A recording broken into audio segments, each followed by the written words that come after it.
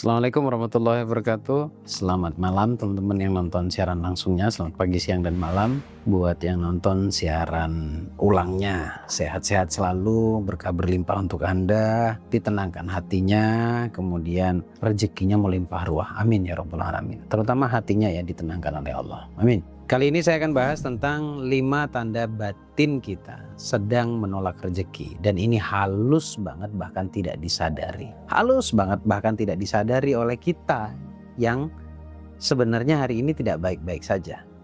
Nah ya, sekali lagi banyak orang yang merasa sudah berdoa, sudah berusaha, bahkan sudah ikut banyak pelatihan atau kelas atau webinar atau seminar bahkan. Tapi rezekinya tetap mandek, rezekinya tetap seret. Hidup masih terasa berat dan peluang seakan-akan tambah hari tambah menjauh. Dan hidup masih dipenuhi dengan kesialan. Ini banyak orang yang tidak sadar. Nah sekarang pertanyaannya, problemnya ada di mana nih? Banyak orang yang menganggap problem itu atau permasalahan itu datangnya dari luar. Enggak. Karena sebenarnya problem itu datangnya dari dalam. Bentuknya seperti apa? Ada ketidaksiapan di dalam batin untuk menerima yang lebih banyak daripada hari ini. Ada di dalam batin yang sebenarnya kita menolak rezeki itu dengan halus. Mau tahu apa saja yang menjadi penghalang atau diri kita yang tadi saya katakan tidak sadar itu, bahwa diri kita sebenarnya menolak rezeki itu secara halus. Simak videonya sampai selesai. Sebelum saya sampaikan ini, jangan lupa subscribe dulu, klik tombol loncengnya, dan klik join bergabung di video eksklusifnya untuk mendapatkan video-video yang eksklusif pastinya. Dan itu hanya khusus untuk pelanggan atau khusus yang sudah berlangganan. Ya, ada banyak sudah videonya, nanti akan terus update banyak video. Di situ juga nanti akan saya upload terapinya seperti apa. Jadi Anda bisa mendengarkannya setiap hari, hanya lewat YouTube saja, ya. Baik, di sini saya akan tunjukkan 5 tandanya ya. 5 tanda bahwa diri kita tuh sebenarnya sedang menolak rezeki dengan halus, tidak disadari oleh diri kita. Tapi nanti setelah saya jelaskan, saya sampaikan ke Anda, nanti Anda baru sadar, oh iya nih kayaknya ada. Baik, yang pertama adalah adanya keyakinan yang masih merasa tidak layak. Masih ada keyakinan di dalam batin Anda bahwa Anda merasa nggak layak untuk dapat rezeki, untuk dapat kesuksesan. Kalimatnya mungkin memang tidak pernah diucapkan ya, tapi sebenarnya energinya itu beneran ada. Dan energinya itu dirasakan oleh Anda. Lalu pertanyaan sekarang, kalimatnya seperti apa, energinya seperti apa ya? Ciri-cirinya adalah orang yang sebenarnya masih punya keyakinan yang tidak layak adalah menolak peluang karena takut nggak bisa. Mungkin Anda pernah ditawarin oleh teman-temannya Anda, relasinya Anda untuk berbisnis dan lain sebagainya. Tetapi yang muncul pertama kali adalah takut tidak bisa menyelesaikannya. Takut tidak bisa memuaskan hasilnya. Saya kasih contoh saya dulu. Waktu kondisi sudah sangat sempit ya, keuangan sangat-sangat tidak menjanjikan ya, tidak baik-baik saja kala itu. Lalu ini sekali lagi juga karena data, ayah saya itu kerjanya sebagai driver, sebagai sopir, dan nggak tahu kenapa saya akhirnya juga jadi sopir. Nah singkat cerita, saya melamar ke satu perusahaan rokok waktu itu. Sejujurnya ini mungkin kalau mantan bos saya ini nonton akan ketawa dia. Jadi saya di interview, saya ditanya, walaupun kesannya seperti bohong ya, tapi saya yakin banget bahwa ketidaktahuan saya itu hanya di pikiran saya. Ketika saya jalani saya pasti tahu dan saya pasti bisa. Ini pertanyaan bos saya ya, bisa nggak kamu bawa saya ke salah satu daerah namanya Putu Sibau, itu ada di daerah Kalimantan, Putu Sibau, Kalimantan Barat. Sayanya di Pontianak, dan ke Putu Sibau itu kurang lebih waktu itu hampir 20 jam. Saya tidak pernah ke sana. Karena pertanyaannya bisa atau tidak kamu bawa saya ke sana? Saya jawab bisa. Di benak saya ya sebenarnya saya juga tidak benar-benar yakin saya bisa apa tidak. Tapi selalu ada solusi. Nah ini poinnya. Selalu ada solusi ketika kita punya kemauan. Keyakinan yang tadinya kita katakan bahwa diri kita tidak bisa, itu sebenarnya karena kita tidak mau. Menolak peluang dengan alibi mengatakan tidak bisa. Karena takut tidak bisa. Itu contohnya tuh. Dan akhirnya bisa apa tidak? Bisa saya.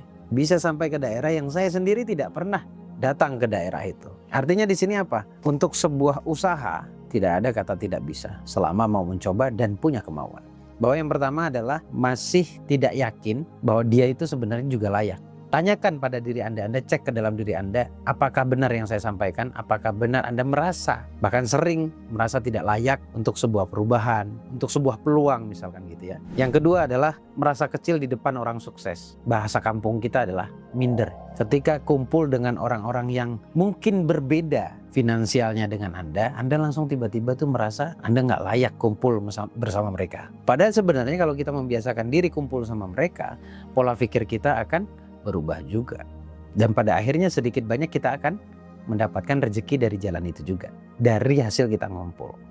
Itulah kenapa ada sebuah kalimat motivasi mengatakan, kalau Anda ingin sukses, kumpul dengan minimal 5 orang sukses. Tapi kalau misal Anda punya rasa tidak layak kumpul dengan orang-orang sukses, Anda merasa kecil, ya itu problem sebenarnya. Nah, itulah keyakinan yang merasa tidak layak. Kemudian yang ketiga adalah sulit menerima pujian, bantuan, dan hadiah. Maksudnya apa sih? Sulit menerima pujian, bantuan, dan hadiah. Sebenarnya gini, kata-kata itu adalah doa. Ketika ada orang memuji kita, jawab saja amin. Tapi berbeda ketika orang tidak paham, ketika dia memiliki keyakinan bahwa dirinya tidak pantas, tidak layak. Ketika dia dipuji oleh orang lain, langsung dimentahkan seketika.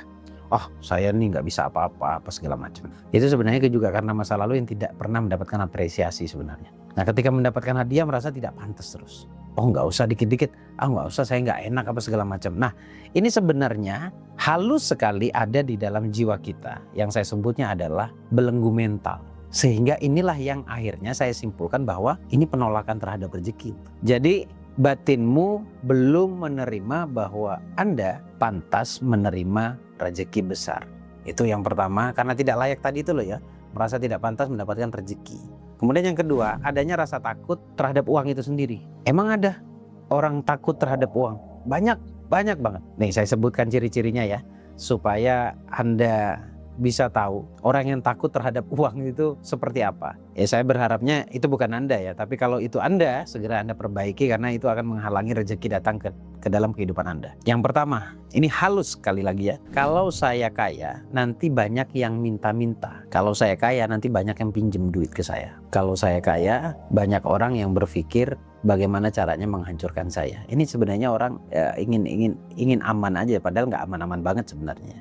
Cek itu dalam hatimu. Kemudian yang kedua, kalau saya punya uang, saya takut lupa diri. Ini biasanya berangkatnya dari doktrin agama. Agamanya nggak ngajarin begitu. Yang menyampaikan itu menyimpulkan bahwa agama seperti itu. Jadi bukan problem di agamanya, tapi problem di orang yang mempelajari agamanya. Kemudian anehnya lagi ini di forward, disampaikan pada halayak ramai. Di medsos pula kadang-kadang. Akhirnya kita yang mendengarkan, kita punya keyakinan yang sama. Kalau punya uang, saya lupa diri. Cek lagi dalam hati Anda. Benar nggak itu ada dalam hati Anda? Yang ketiga, saya kasih contoh 3 saja ya. Takut ditipu, takut gagal, takut kehilangan. Tipis kan? Halus banget. Mungkin selama ini Anda nggak sadar. Setelah saya sampaikan begini, Anda mulai nyari tuh di bawah sadar Anda. Kalau Anda sepakat, berarti ada.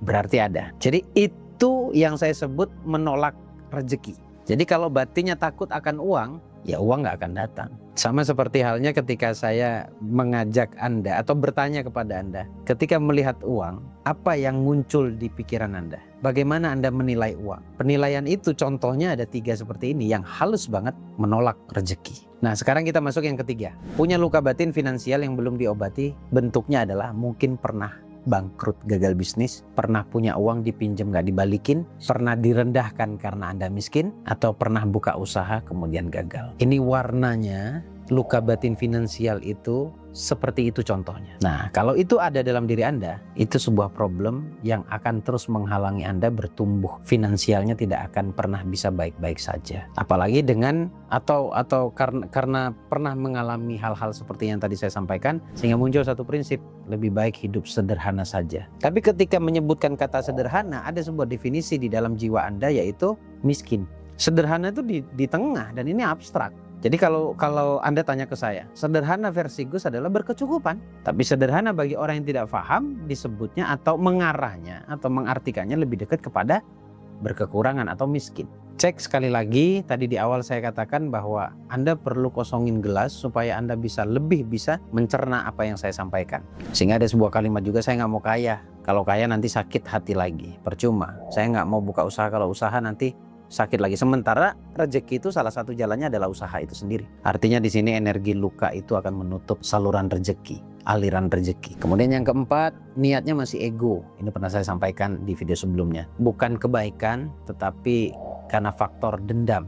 Banyak loh orang-orang yang tujuan kayanya adalah ingin membuktikan pada orang lain. Sebenarnya itu lebih ke arah dendamnya, lebih ke arah ingin membuktikan pada orang lain supaya nanti orang lain itu menyesal karena pernah merendahkan Anda. Benar apa tidak prinsip itu? Total salah. Jadi tujuan kita kaya itu bukan untuk menyakiti orang lain. Tujuan kita kaya itu agar kita bisa menjadi manusia yang bermanfaat. Atau tujuan kita kaya adalah untuk bisa berbuat baik pada mereka yang menghina kita. Oh, itu bagus. Dan itu menjadi percepatan rezeki Anda akan diperbaiki oleh Allah. Yang kedua mungkin karena sebab pamer. Pamer ingin menunjukkan bahwa saya sudah sukses. Tapi kesuksesan Anda harus ditonton oleh orang. Ada sebuah keharusan di situ. Nah, itu adalah niat yang menggunakan ego. Dan itu bukan niat yang sejati.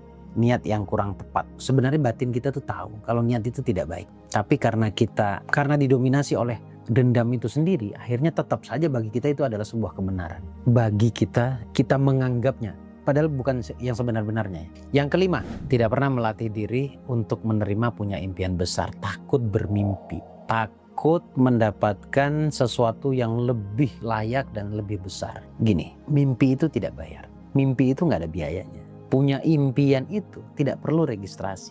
Bermimpi ya bermimpi saja. Harus punya angan-angan, harus punya impian. Dengan meletakkan harapannya kepada Allah. Impiannya harus ada dan harus besar. Menunjukkan bahwa Allah itu sangat mungkin dan sangat bisa mengabulkan impian Anda. Tapi kalau kita membatasi diri, kita takut untuk bermimpi besar, ya kita akan begini-begini saja. Jadi mulailah punya rangsangan hidup. Dan perbaiki batin Anda. Supaya apa? Supaya semua problem tadi yang menghalangi atau sebenarnya Anda jadi menolak rezeki karena hal-hal tadi yang saya sampaikan.